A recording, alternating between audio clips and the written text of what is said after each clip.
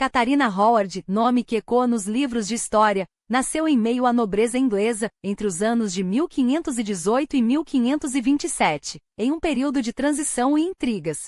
Seu pai, Edmund Howard, terceiro filho do poderoso Duque de Norfolk, pertencia a uma linhagem ilustre, mas não desfrutava dos mesmos privilégios dos herdeiros diretos. Sua mãe, Jocasta Culpeper, ou Joyce, como era carinhosamente chamada nos registros da época, era uma mulher notável, mãe de 11 filhos que, contra todas as probabilidades do século XVI, atingiram a idade adulta. Um feito raro e admirável para uma época em que a mortalidade infantil ceifava vidas sem piedade. Joyce, em seu primeiro casamento com Sir Ralph Legge, já havia sido abençoada com 5 filhos. Com Edmund veio mais uma prole de 6 crianças, consolidando uma família numerosa e unida. Entre eles, Catarina era a penúltima, filha de um homem que, apesar das origens aristocráticas, lutava para manter as aparências. A residência da família, modesta porém acolhedora, ficava na Rua da Igreja, em Lambeth, presente do avô de Edmund, um gesto de generosidade que, no entanto, não aliviava a pressão financeira sobre o clã. Como filho mais novo de um duque, Edmund herdara pouco, e o peso de sustentar uma família no padrão esperado dos Howard era esmagador. Em uma sociedade onde o trabalho remunerado era visto com desdém pela nobreza, Edmund se via em um dilema constante. Mesmo assim, não se deixou abater. Ocupou cargos de prestígio, como juiz de paz em Lambeth e mais tarde controlador de Calais. Mas a realidade era cruel. Dívidas se acumulavam, credores batiam à porta, e o jeito era recorrer a empréstimos entre amigos, sempre em uma corrida para não afundar de vez.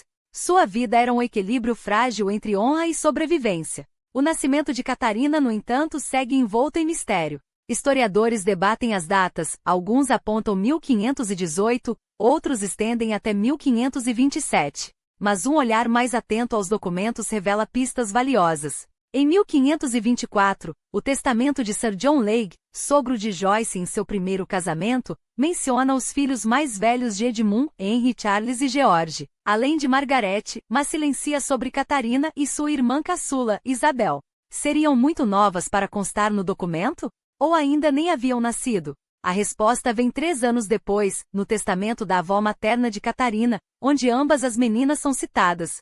Assim, os especialistas convergem para um período mais provável, entre 1522 e 1525. Se essa estimativa estiver correta, Catarina tinha apenas 6 anos quando perdeu a mãe, em 1528. Um golpe duro para uma criança tão nova. No ano seguinte, Edmund casou-se novamente, e seguindo a tradição da época, os filhos do primeiro casamento foram distribuídos entre parentes e conhecidos. Não era um ato de abandono, mas uma prática comum, e até esperada entre as famílias nobres. Crianças de 6 a 12 anos eram frequentemente enviadas a outras casas, não por negligência, mas como parte de sua educação e preparação para a vida adulta. Até mesmo o príncipe Edward, filho de Henrique VIII, foi afastado de seus tutores e irmãs aos 6 anos para receber uma formação rigorosa, adequada a um futuro rei. Para Catarina, o destino foi a casa de Agnes Howard, a viúva do Duque de Norfolk e madrasta de Edmund. Entre 1529 e 1531, com apenas 6 ou 7 anos, a menina foi levada para Chisworth, uma propriedade campestre em Horsham, Sussex, ou para a imponente Norfolk House em Lambeth. Agnes, uma das mulheres mais influentes da Inglaterra, cuja posição só não superava a da própria rainha, mantinha um lar repleto de jovens sob sua tutela. Ali Catarina não estaria sozinha, dividiria o espaço com outras meninas, nobres ou servas, todas sob os mesmos tetos e as mesmas regras. O que à primeira vista poderia parecer um desapego familiar era, na verdade, uma estratégia cuidadosamente planejada. As crianças da nobreza não eram criadas apenas para serem mimadas, mas para se tornarem adultos capazes, disciplinados e bem conectados. E no caso de Catarina, esse ambiente se revelaria decisivo. Afinal, foi entre aquelas paredes que ela começou a tecer os laços que anos depois a levariam ao trono e à história. O que mais intriga nesse ambiente é a aparente igualdade entre as crianças de sangue azul e aquelas de origem mais modesta sob os cuidados da duquesa. Mas será que a realidade era tão simples assim? Catarina pode ter brincado, rido, discutido e até dividido a mesa e o leito com um grupo heterogêneo de jovens de todas as classes, mas seu nome, seu título e sua linhagem nunca deixaram de lhe conferir uma posição à parte. Era uma distinção sutil, porém inegável, o tipo de privilégio que nenhum companheiro de criação ousaria questionar. E não era para menos. Enquanto as outras crianças seguiam as regras da casa, Catarina e seu irmão Jorge desfrutavam de liberdades que só a nobreza poderia justificar. Eram os únicos convidados a compartilhar refeições com a própria duquesa, um sinal claro de que mesmo em meio à aparente informalidade, hierarquias permaneciam intocadas. Sua posição lhe dava não apenas voz, mas autoridade. Era ela quem, em muitos momentos, ditava as atividades da Maiden's Chamber, quem organizava os jogos, quem decidia, mesmo que indiretamente, o ritmo daqueles dias. E, no entanto, foi justamente esse ambiente, entre a disciplina frouxa e a liberdade excessiva, que moldou seu caráter de maneira tão marcante. Os relatos da época pintam um quadro curioso. Por um lado, a duquesa Agnes, uma mulher já idosa, responsável por uma casa de 100 almas, não podia, e talvez nem quisesse, exercer um controle rígido sobre cada detalhe. Por outro, Catarina, ainda adolescente, já demonstrava uma personalidade que oscila entre a doçura e a falta de contenção. Seus contemporâneos a descreviam como uma jovem de maneiras afáveis, mas também como alguém que não se deixava cercear pelas convenções. Uma combinação perigosa para uma futura rainha. E aqui está o paradoxo. Enquanto outras nobres de sua época eram educadas para a contenção, para o decoro impecável, Catarina parece ter crescido em um ambiente onde as regras eram mais sugestões do que leis. Não que lhe faltassem oportunidades de aprendizado, afinal, como qualquer dama de linhagem, ela recebeu a educação esperada para uma Howard. Aprendeu a dançar com a graça que mais tarde seria celebrada, a tocar alaúde e virginal com habilidade, a mover-se nos salões com a elegância que o sangue nobre exigia. Mas havia algo mais em sua formação, ou melhor, na falta dela. A ausência de uma disciplina severa, de uma mão firme que a guiasse não apenas nos passos de uma dança, mas nos caminhos mais perigosos da corte. E foi nesse vácuo que surgiu Henry Manox. Um homem pelo menos uma década mais velho que ela, seu professor de música, que em pouco tempo cruzou os limites do aceitável. O que começou como lições de virginal logo se transformou em algo muito mais sombrio. Hoje olhamos para trás e vemos com clareza o que muitos na época preferiram ignorar: a exploração de uma adolescente por um homem em posição de poder. Alguns historiadores ainda debatem se Catarina foi vítima ou cúmplice, se sua resposta aos avanços de Manox foi consentimento ou simples ingenuidade. Mas a verdade é que aos 13 ou 14 anos, ela mal tinha idade para entender as consequências de seus atos, muito menos para resistir às investidas de quem deveria protegê-la. Os detalhes são perturbadores. Manox, segundo confissões posteriores, gabava-se de que tomaria sua virgindade, enquanto Catarina, ainda uma criança em muitos aspectos, oscilava entre a curiosidade e o medo. Quando a relação se rompeu, não por escolha dela, mas por pressões externas, o professor foi demitido, mas o dano já estava feito. E o pior estava por vir, porque a história de Catarina Howard não é apenas sobre uma jovem que ascendeu ao trono, mas sobre uma menina que foi falhada por aqueles que deveriam tê-la protegido. E é nesse ponto que a tragédia começa a se desenhar. A sociedade tudoriana gostava de se apresentar como um bastião de virtude, mas a verdade é que Catarina Howard não foi a primeira nem a última jovem a ser julgada por uma moralidade que nunca lhe foi ensinada. Os historiadores modernos, livres das amarras do puritanismo vitoriano, têm revelado uma verdade incômoda. O que chamavam de promiscuidade era, na realidade, a consequência de uma menina abandonada à própria sorte, manipulada por homens que deveriam ser seus guardiões. E aqui está o cerne da questão. Não foi a curiosidade de Catarina que a condenou, mas a hipocrisia de um sistema que a explorou e depois a crucificou por isso. A narrativa que reduz sua vida a uma sucessão de erros morais é não apenas injusta, mas perigosa. Porque quando olhamos para Catarina através das lentes distorcidas do julgamento moral, perdemos de vista o verdadeiro crime, a forma como ela foi usada. Primeiro por Manox, depois por Dereham, e finalmente pelo próprio rei. E é aqui que a história de Dereham se torna ainda mais reveladora. Francis Dereham não era um mero servo ambicioso, era um homem em uma posição de poder sobre uma adolescente vulnerável. Quando chegou à casa da duquesa viúva de Norfolk em 1538, Catarina mal havia completado 15 anos, enquanto ele, já em seus 20 e poucos, trazia consigo a autoridade de um secretário e a confiança de uma nobre. Não demorou para que, sob o disfarce de um romance juvenil, se estabelecesse uma dinâmica que hoje reconheceríamos como abuso. Eles trocaram juramentos, presentes, promessas, ela bordou para ele uma braçadeira com carinho, ele lhe deu sedas e flores, gestos que à época selavam algo muito mais sério do que um flerte passageiro. Na Inglaterra tudoriana, quando dois jovens trocavam votos e consumavam a relação, isso era considerado um precontract, um compromisso tão vinculante quanto um casamento aos olhos da igreja. E foi exatamente isso que eles fizeram. Mas quando a duquesa descobriu, alertada, ironicamente pelo ciumento Manox, a reação não foi de proteção à sobrinha, mas de dano controlado. Dereham foi exilado para a Irlanda e Catarina, mais uma vez, foi deixada para trás, com a promessa vazia de um reencontro que nunca viria. Porque quando ele finalmente voltou, ela já não era mais a mesma menina ingênua. Ela era a rainha da Inglaterra, e ele, um fantasma de um passado que nunca deveria ter existido. E é aqui que a tragédia se aprofunda. Porque Catarina não teve escolha. Não quando seu tio, o Duque de Norfolk, a arrancou da obscuridade para jogá-la nos braços de um rei envelhecido e desesperado. Não quando Henri VIII, ainda ferido pelo desastre de seu casamento com Ana de Cleves, viu nela não uma pessoa, mas uma distração, um troféu, uma maneira de reafirmar seu poder. Ele tinha quase 50 anos, ela, 17. E enquanto a corte sussurrava sobre seu encanto juvenil, ninguém se perguntava o que uma garota tão jovem poderia querer com um homem 3 vezes mais velho, exceto, talvez, a mesma coisa que qualquer vítima de abuso aprende a fazer: sobreviver. Thomas Culpeper entrou nessa história como mais um capítulo de uma vida que nunca foi verdadeiramente sua. Ele era primo distante, membro da Câmara Privada do Rei, e crucialmente, um homem que, ao contrário de Manox ou Dereham, não a via como uma presa fácil, mas como uma igual. Os registros sugerem que eles já se conheciam antes de Catarina chegar à corte, e que entre eles havia algo que se aproximava de afeto genuíno. Mas em um mundo onde o rei era Deus na terra, amar era um luxo que ela não podia se permitir. Porque Henri VIII não era um marido. Era um carrasco disfarçado de salvador. E quando ele finalmente posou seus olhos em Catarina, não viu uma jovem assustada, mas uma peça no seu jogo de poder. A queda de Ana de Cleves já estava em andamento. O rei, humilhado pela rejeição dela e possivelmente impotente, precisava de uma vitória.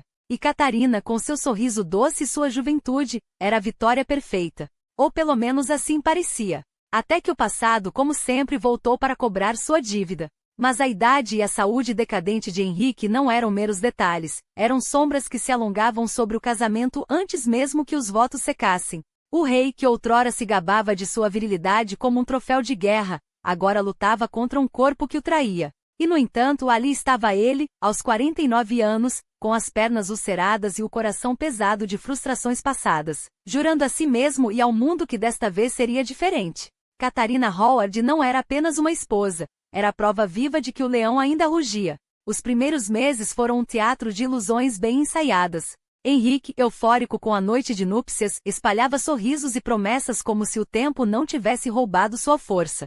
Finalmente um casamento que funciona, bradavam os cortesãos enquanto o rei, inchado de orgulho, distribuía presentes como um pai generoso no dia de Natal. Anéis de rubi, vestidos bordados com fios de ouro, terras que antes pertenciam a nobres caídos em desgraça, tudo para sua jovem rainha cuja beleza, diziam, era capaz de curar até as feridas mais profundas de um homem. E por um instante, até parece que funcionou. Henrique, o homem que havia enterrado 3 esposas e repudiado uma 4ª, andava pelas galerias de Whitehall com um passo quase leve, como se os fantasmas de Ana Bolena e Jane Seymour tivessem finalmente se calado. Mas a verdade, como sempre, espreitava por trás dos sorridentes retratos de Oben. Aquela miniatura, aquele rosto de traços delicados, cabelos castanho-avermelhados escapando por baixo de um coque adornado com joias que já haviam pertencido a Jane, era uma mentira pintada com esmero. Alguns historiadores, em sua generosidade, chegam a questionar se não seria Ana de Cleves, como se a identidade da mulher importasse menos do que o fato de que, mais uma vez, Henrique havia trocado uma rainha por outra como quem troca um cavalo cansado por um potro. As joias, sempre as mesmas joias, rubis que haviam brilhado no pescoço de Catarina de Aragão, pérolas que Ana Bolena usará em seu último baile antes da queda. Era como se o rei, em sua obsessão por renovação, estivesse condenado a repetir os mesmos erros, vestindo suas noivas com os despojos das antecessoras. E Catarina? Catarina era o retrato da juventude que Henrique já não tinha. Seu rosto oval, o nariz perfeito, os lábios que pareciam feitos para sussurrar promessas, tudo nela era um convite à ilusão. Mas olhe mais de perto, aquele queixo levemente duplo, quase imperceptível, traía uma verdade inconveniente. Ela não era uma criança. Era uma mulher de 17 anos, talvez 18, com curvas que a corte preferia ignorar em um passado que, se desenterrado, poderia abalar até os alicerces de Hampton Court. Os rumores, é claro, já circulavam. Alguns diziam que o rei, em sua ansiedade por um herdeiro, havia apressado o casamento antes mesmo de consumar o divórcio de Ana de Cleves. Outros sussurravam que Catarina já poderia estar grávida na primavera de 1540, que aqueles sorrisos trocados em segredo nos jardins de Greenwich não eram inocentes. Henrique, em sua impaciência, até adiou a coroação da nova rainha. Por que pressa? Ele teria dito, se ela já me deu o que eu mais queria. Mas quando os meses passaram e nenhum herdeiro apareceu, a desculpa mudou. Ela é jovem. Há tempo. Até que o tempo, como sempre, se esgotou. O verão de 1541 deveria ter sido de triunfo. Henrique e Catarina embarcaram em uma progressão real pelo norte, uma viagem cheia de banquetes, caçadas e noites de vinho, um último suspiro de glória para um rei que já sentia o peso dos anos. Mas nas sombras, algo apodrecia. Catarina, a rainha que jurara não ter outra vontade senão a de seu marido, começava a entender que ser a favorita de Henrique VIII era como dançar sobre gelo fino. A qualquer momento o chão poderia se abrir. E o pior, ela já sabia demais sobre quedas.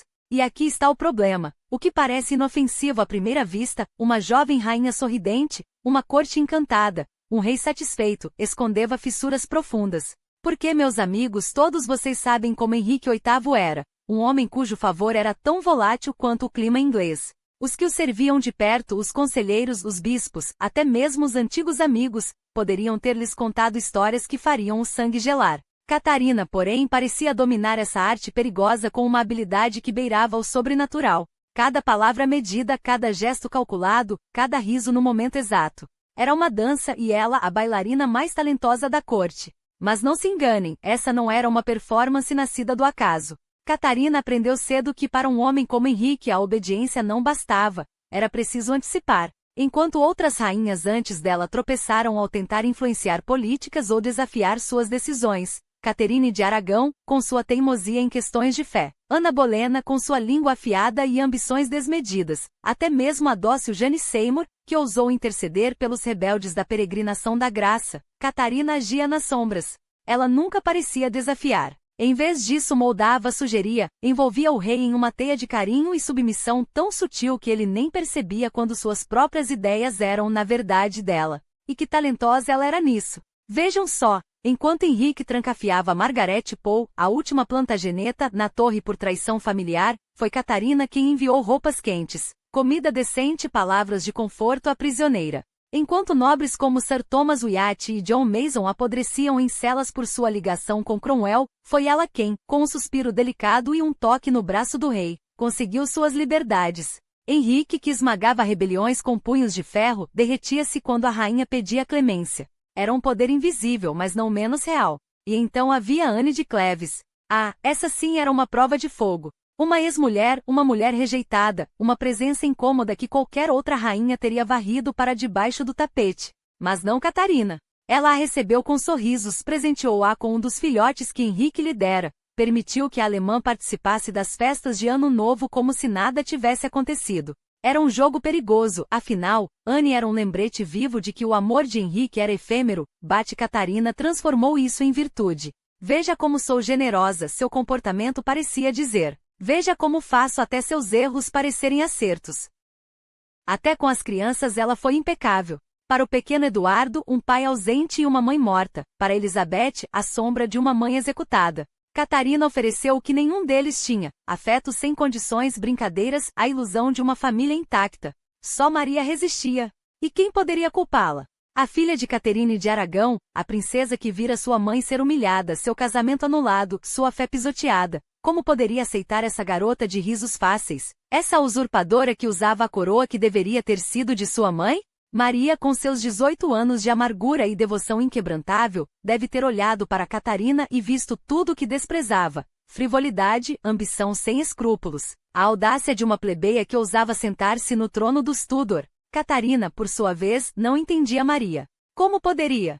Ela que crescerá entre risos e intrigas na casa da duquesa de Norfolk, onde as regras eram flexíveis e o pecado, uma moeda corrente. Maria era um enigma, uma jovem que falava como uma freira e agia como uma rainha deposta. Os atritos eram inevitáveis. Quando Maria se recusou a reconhecer a supremacia real de Henrique sobre a igreja, Catarina, talvez por lealdade, talvez por cálculo, denunciou as damas de companhia da enteada que a apoiavam. Foi um golpe baixo, mas eficaz. Henrique, sempre sensível a qualquer desafio à sua autoridade, aprovou. Maria mais uma vez foi forçada a curvar-se. E assim, aos poucos, Catarina construiu seu reino. Um reino de veludo e sorrisos, onde cada favor concedido era uma dívida criada, cada gesto de bondade uma moeda guardada para o futuro. A corte a adorava. Henrique a idolatrava. Até os inimigos de ontem, como os Wyatt, os Vallop, os antigos cromwellianos, encontraram nela uma aliada inesperada. Era o auge. O momento em que, se alguém olhasse para ela, veria apenas a rainha perfeita, jovem, bela, obediente.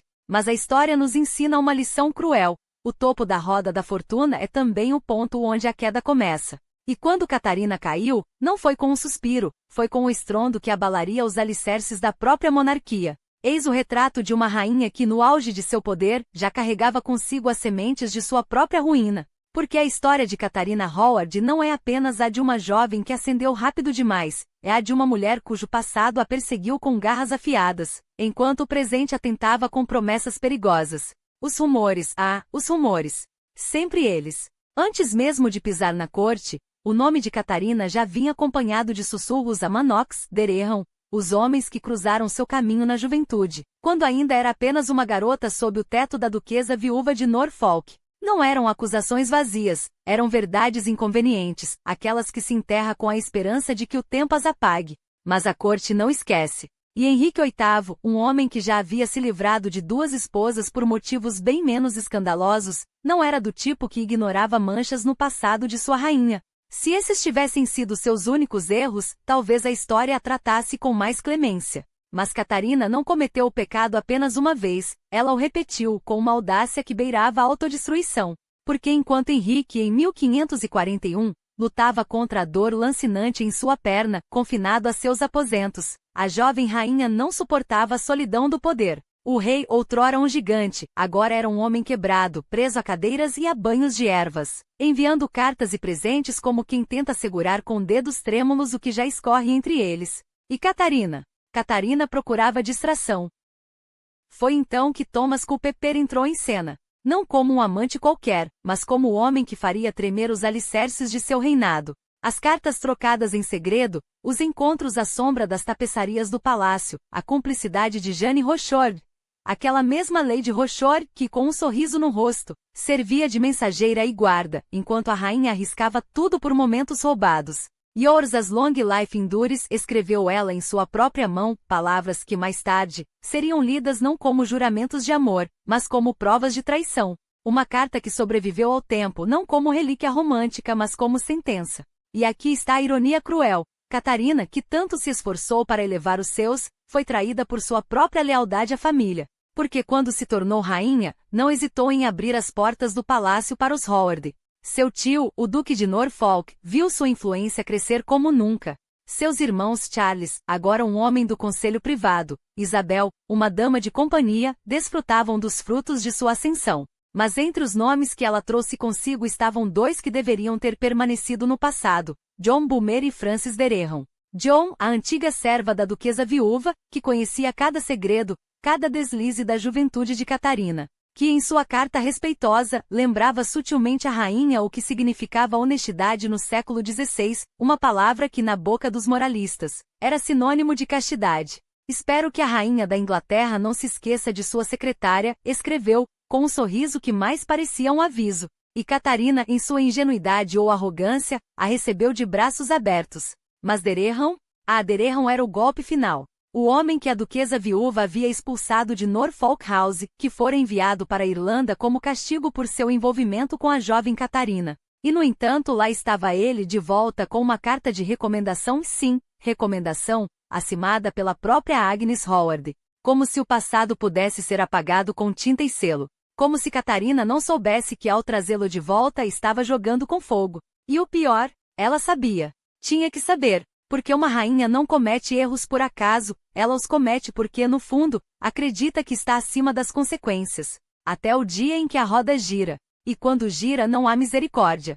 Olhou para aquele pedaço de madeira como se fosse um velho conhecido, um destino que no fundo, sempre soube que a aguardava. Não havia lágrimas, nem gritos, nem súplicas. Apenas uma rainha de 17 anos, com os punhos cerrados sob as saias de veludo, e uma verdade que ninguém mais ousaria dizer em voz alta: ela não era a primeira, nem seria a última a ser devorada pela máquina que era a corte de Henrique VIII. E que máquina era aquela? Uma engrenagem que transformava amor em traição, lealdade em conspiração, e uma jovem, apenas uma menina, quando tudo começou em monstro. Porque era isso que eles haviam feito com ela, não era? Pintaram seu nome com as cores do escândalo, teceram sua história com fios de luxúria e desonra, até que até mesmo seus suspiros se tornassem prova. Como se o desejo em si já fosse crime. Como se uma mulher não pudesse ser, ao mesmo tempo, rainha e humana. Catherine subiu os degraus do cadafalso com a postura que lhe ensinaram, costas retas, queixo erguido, os olhos fixos em algum ponto além da multidão que se aglomerava para ver o espetáculo.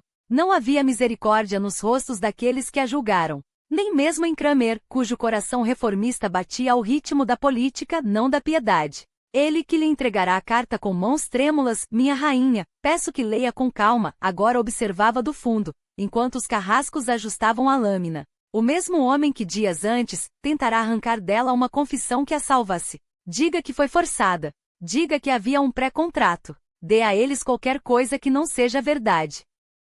Mas qual era a verdade, afinal? Que ela amara Francis Dereham com a paixão cega de uma adolescente, antes de saber que o amor poderia ser usado contra ela. Que Thomas Culpeper, com seus olhos de veludo e promessas sussurradas, a fizera sentir, por um breve, perigoso instante, que ainda era dona do próprio corpo. Ou que no fim até isso lhe fora tirado, e sua única escolha era entre mentir para sobreviver ou morrer com o que restava de sua dignidade. Ela escolheu a dignidade. Quando a lâmina desceu não houve grito. Apenas um suspiro, tão leve que quase se perdeu no vento de fevereiro. E então, silêncio. O tipo de silêncio que só existe depois que a justiça, ou que passam por justiça, é feita.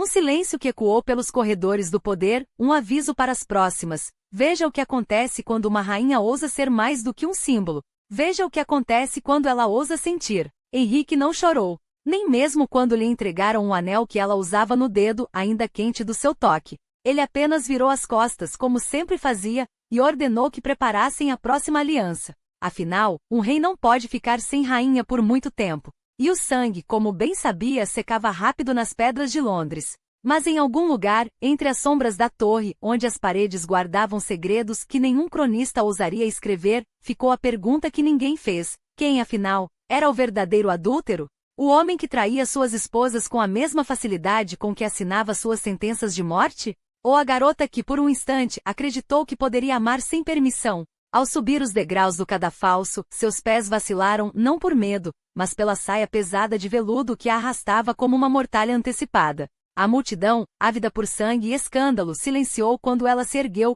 pálida como a lua sobre o Tâmisa. Não houve lágrimas nem desespero. Apenas uma voz firme, cortando o ar gélido como a lâmina que logo lhe ceifaria o pescoço. Senhores, venho aqui para morrer, mas não como traidora. As palavras saíram claras, quase serenas, como se recitasse uma prece aprendida na infância. Alguns cronistas, ávidos por sensacionalismo, jurariam que ela clamou por ter morrido como esposa legítima, como se o título, e não a vida, fosse o que verdadeiramente lhe importasse. Outros, mais cruéis, sussurraram o nome de Culpeper entre dentes, como se o fantasma de um amante pudesse manchar ainda mais sua memória. Mas a história, quando despojada de fofocas de alcova, revela algo bem mais cruel. Catherine não implorou por clemência. Não amaldiçoou o rei. Em vez disso, curvou-se perante o destino que lhe fora imposto, e com uma humildade que poucos lhe atribuiriam, assumiu a culpa. Mereço esta morte por meus pecados, disse, enquanto os dedos gelados do inverno lhe roçavam o rosto. E então, o golpe final não de aço, mas de palavras.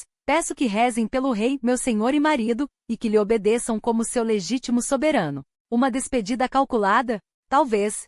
Ou simplesmente a última jogada de uma jovem que aprendeu, tarde demais, que a sobrevivência na corte não dependia de amor, mas de estratégia. É fácil culpar os Howard por sua queda. Afinal, foram eles quem a empurraram, ainda menina, para os braços de um leão envelhecido, faminto por juventude e adoração. Mas que escolha teve Catherine? Criada para ser peça num tabuleiro de ambições, seu crime não foi a lascívia, mas a ingenuidade de acreditar que poderia, por um instante, ser dona do próprio corpo. E quando a loucura se abateu sobre Lady Rochford, aquela pobre alma que entre delírios na prisão, gritava por misericórdia que nunca viria até o rei, em um raro lampejo de piedade, reconheceu a crueldade de condenar os insanos. Uma exceção na lei, um gesto quase humano, se não fosse pela ironia de que para Catherine não houve clemência.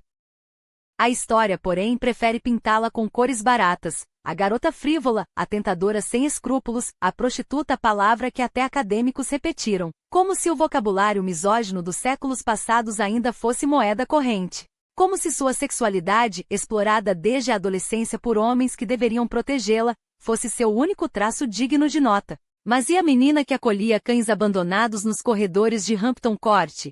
Que sorria para os criados quando o rei não olhava? Que em cartas nunca enviadas sonhava com uma vida além dos muros dourados que a aprisionavam?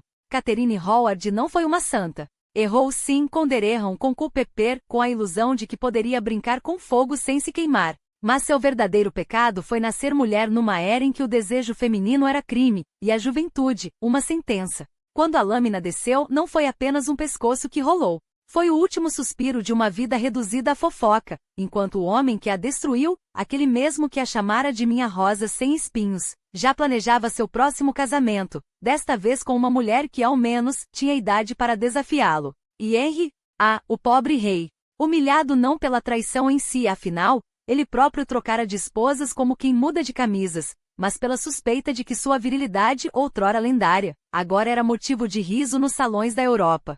Se uma garota de 19 anos o traía, o que isso dizia sobre ele? Que o leão de Inglaterra, outrora temido, agora rugia sem dentes. A execução de Catherine não foi apenas vingança. Foi um aviso, ninguém, nem mesmo uma rainha, poderia expor suas fraquezas. Quando seu corpo foi jogado numa vala comum em St. Peter à de Vincula, ao lado de Anne Boleyn, outra mulher cuja maior culpa foi não saber seu lugar, ninguém rezou por sua alma. Mas a ironia é deliciosa. Enquanto Henry buscava consolo nos braços de Catherine Parr, uma mulher de intelecto e maturidade, era impossível não notar o paralelo com sua primeira esposa, Catalina de Aragão. Como se, no crepúsculo de sua vida, o rei voltasse a desejar não uma amante, mas uma igual. Uma rainha, não uma boneca. E Catherine? Resta-nos imaginá-la não como a vilã de um conto moralista, mas como que realmente foi, uma vítima. Não apenas de sua própria imprudência, mas de um sistema que a moldou para ser quebrada. Uma garota que no fim enfrentou a morte com mais dignidade do que muitos dos homens que a condenaram.